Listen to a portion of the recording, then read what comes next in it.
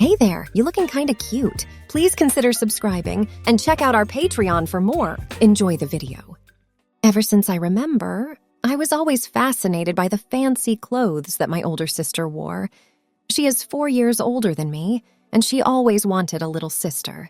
So you guessed it, she would dress me up like a girl until I was old enough to outrun her. I still remember how different the silk felt, but it was all in good fun.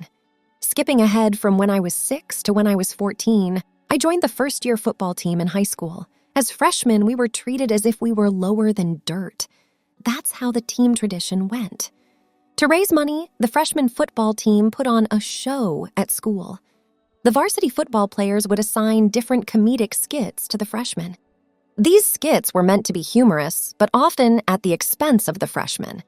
I was grouped with 5 others, and our task was to perform a can-can dance on stage. In the past, this role was typically taken by the bigger players who would dress up in ridiculous outfits, like army boots and mop wigs. This was the team's way of initiation. Our group of 6 decided that rather than appearing as fools, we would genuinely try to learn the dance and perform it well. We had a few weeks to prepare, so once we got the dance down, we began trying on costumes. We chose wigs, bras, full skirts, and light jackets, planning to wear them over red gym shorts and athletic shoes. I handed my mother a list of the items our teacher recommended. She was enthusiastic about the project and mentioned she might have some items that would fit the bill. She said she'd have to rummage through some old boxes in the attic. The next day, I returned from school to find an ensemble laid out that looked like it was straight from the 1950s. The predominant skirt was red with lace trims. Beside the skirt lay a long auburn wig, a white silk blouse, and a jacket. 3 pairs of undergarments in white, pink, and red caught my attention. There was also a bra and a matching garter belt. 2 pairs of nylons were laid out, one dark and one light. And to my surprise, a pair of black high heels sat in an open shoebox on the floor. It dawned on me that I'd neglected to inform my mother about the clothes I wore under it. She'd clearly put a lot of effort into assembling this outfit. I was concerned she'd be disappointed if I told her. A note read, "Hi, sweetheart, please don't touch the costume until I return. Love, Mom." I intended to explain that I didn't require the extensive items when she got home, but her excitement was palpable. She tried the dress on me, and it was a near-perfect fit. The blouse was slightly loose around my chest, but she assured me that with the bra, it would fit nicely. While I found the skirt a tad big, she felt it was the right length given the jacket. "You don't want it any longer, or you won't be able to dance in it," she remarked. Seeing her so invested, I didn't have the heart to tell her I didn't need to wear everything she picked out for me. She laid out the coat for me to try on, ensuring it was the right fit. Its length was perfect. Next, she presented a curly-haired wig that reached the middle of my back. I had assumed she might want me to try on pants, but she seemed confident that everything would fit perfectly. This led her to worry that I might not know how to wear the clothes. "Choose the color of pants you prefer," she advised, "but remember to fasten the garters first." She showed me how to put on the nylons. Start with just the toe, pull the nylons up smoothly, and then attach the tops to the garter hooks. "Now, let's see how you'd look with makeup on," she suggested. "No, Mom, we don't need to do this until the rehearsal in a week," I responded. Despite my reservations, I expressed gratitude for her dedication. "You should try it already to see if it works," she replied firmly. "I'd prefer more than just a week to make adjustments." "All right, let's get it over with then."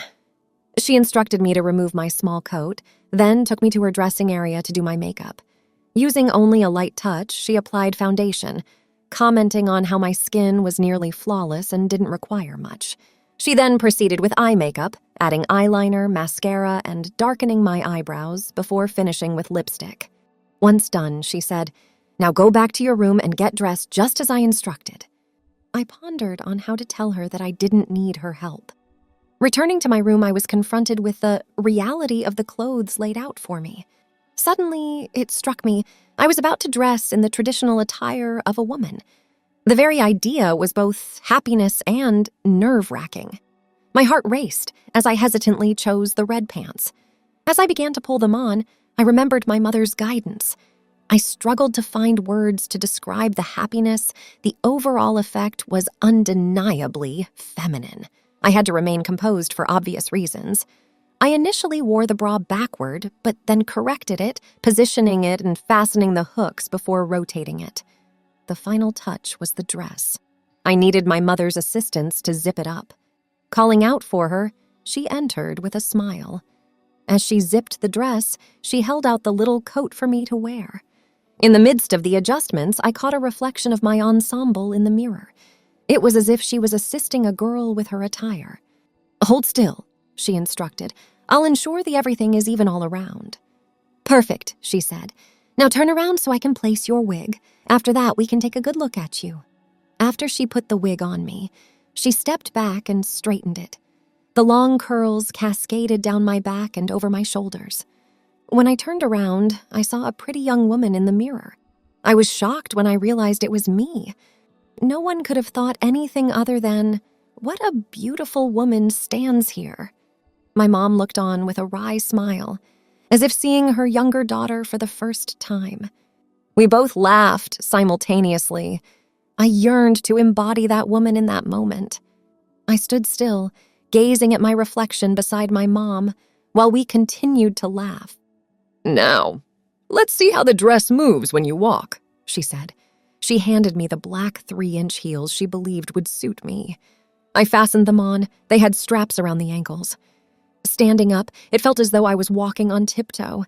It was uncomfortable, but it made the dress, petticoats, and everything move in harmony.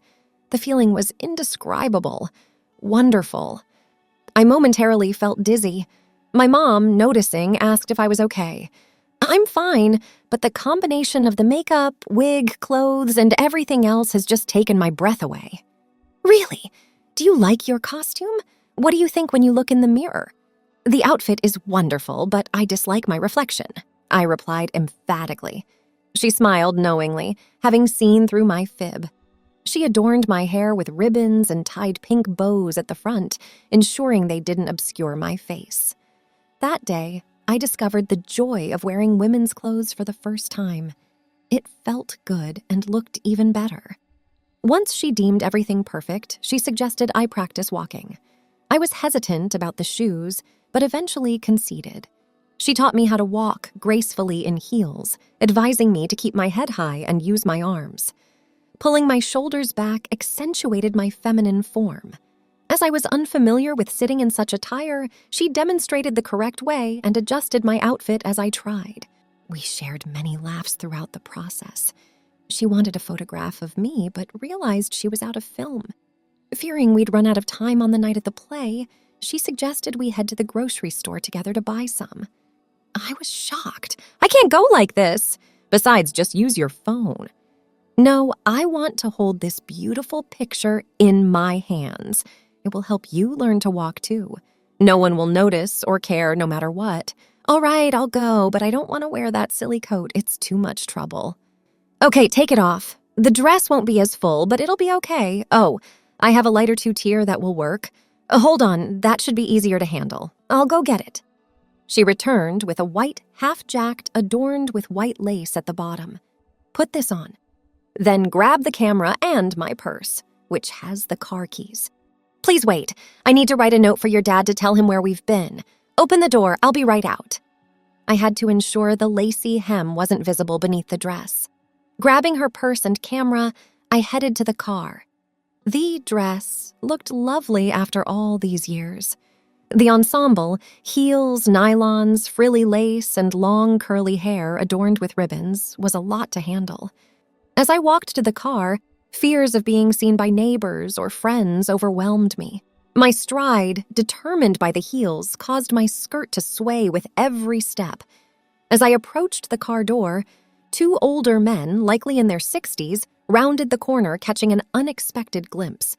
Their expressions spoke volumes. Smiled back at me.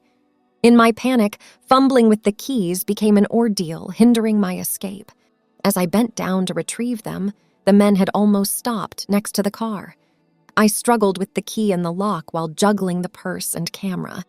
"Let me help you, young lady," he said, taking the keys from my hand.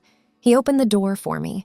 When he returned the keys, I said, "Thanks, I needed an extra hand." He replied, "Yes, I could see that lady." Blushing, I laughed. "Yes, I know, I'm sorry."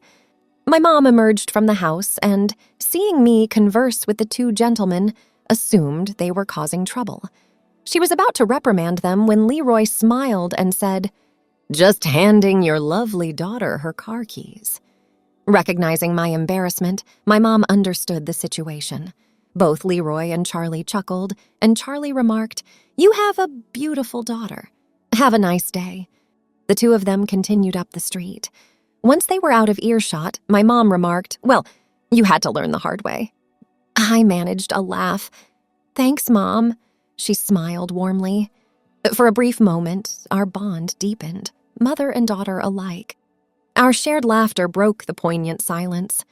We hopped into the car and drove to the store, my heart still racing from the interaction. The trip was thankfully uneventful, though I could feel the eyes of curious shoppers on me. But with every step, I began to feel more confident and less self-conscious. My mother's words resonated, "No one will notice or care." At the store, Mom headed straight to the photo section, picking up a film roll and a few other items we needed. As I waited, I glanced over the racks of magazines, admiring the confident women on the covers. A little girl, no older than 6, walked over with her eyes wide, taking in my outfit. "You look like a princess," she whispered. "Thank you," I replied, smiling warmly. Her mother approached, saying, "Sorry if she's bothering you." "Not at all," my mom said, joining us. "She just gave my son the best compliment." The lady looked puzzled, but then broke into a gentle smile. "Well, he does look lovely." The ride home was filled with laughter as we recalled our little adventure. "You see," my mom said, "most people don't care. And those who do, well, their opinion doesn't matter. It's about being comfortable with who you are." That evening, with the costumes stored away, I reflected on the day. Not only did I discover the joy of dressing up, but also learned a valuable lesson about self-acceptance. Sometimes, stepping out of our comfort zone helps us find a part of ourselves we never knew existed. My mom knocked softly on my door and entered with a cup of hot cocoa for both of us. Sitting down beside me, she whispered, "I'm proud of you today." Touched, I responded, "Thanks, Mom. Today was unexpected, but in a good way." We clinked our mugs together, both of us content with the day's experiences. The bond between us had grown stronger, and we both knew that this memory would be with us forever. As the days went by, the anticipation for the play grew. When the day finally came, my transformation back into the lovely young woman was met with applause and cheers from my friends and teammates. The can-can routine went really well. We looked great and danced beautifully, walking back and forth, kicking our legs high in the air. The crowd was thoroughly engaged. They had anticipated that we would merely make a cursory appearance and not take the performance seriously, but we proved them wrong. For clarity, I did not wear the fancy pants, nylons, or the shoes my mom had selected for me. I opted for gym shorts and gym shoes. However, I truly wished to dance wearing the beautiful attire, but the anxiety was too much. After our performance, the can-can attire was packed away in a box and stored in the attic, the entrance to which was located at the end of my room. Sometimes I wonder if my mom intentionally stored each item of the ensemble, like the dress, underwear, shoes, and wig, in their individual boxes for my future indulgence. In my later years, I played football, and during my last season, I was recognized as an all-conference defensive back and even made the all-state team. No one would ever suspect the beautiful girl I transformed into in my free time. Only my mother and I hold that secret. Thanks for watching. Be sure to check out Patreon for a lot more content and early access to YouTube videos.